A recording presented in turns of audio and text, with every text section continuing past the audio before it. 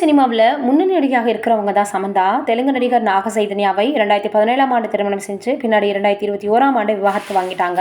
பல வருடங்களாக நண்பர்களாக பழகி வந்த சோபிதா துலிபாலாவை நாக சைதன்யா கடந்த ஆண்டு திருமணம் பண்ணிக்கிட்டார். இதுக்கிடையில நடிகை சமந்தா பிரபல இந்தி இயக்குனரான ராஜ் நிடிமூருவை காதலித்து வருவதாக தகவல்கள் வெளியாச்சு. ஆனால் இதற்கு எந்தவித மறுப்பும் தெரிவிக்காம இருந்தாங்க.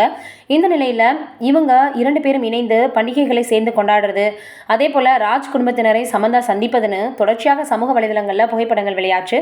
இவர்கள் இருவரும் விரைவில் திருமணம் செஞ்சுக்க போறாங்கன்னு சொல்லி வந்த நிலையில நடிகை சமந்தா இயக்குனர் ராஜ் நிடுமூருவை திருமணம் பண்ணியிருக்காங்க. இவங்க நவம்பர் 1ஆம் தேதி கோவை ஈஷா மையத்தில் இருக்கக்கூடிய பைரவி கோயிலில் திருமணம் பண்ணியிருக்காங்க. இது தொடர்பான புகைப்படங்கள் சமூக வலைதளங்களில் வெளியாகியிருக்கு. சமந்தாவிற்கு பலரும் வாழ்த்துக்களை தெரிவிச்சு வராங்க. தி ஃபேமிலி மேன் வெப்தொடரின் 2வது சீசனில் சமந்தா நாயகியாக நடித்தாங்க. அப்போது தான் சமந்தாவுக்கும் ராஜுக்கும் இடையே காதல் மலர்ந்ததாக சொல்லப்படுது.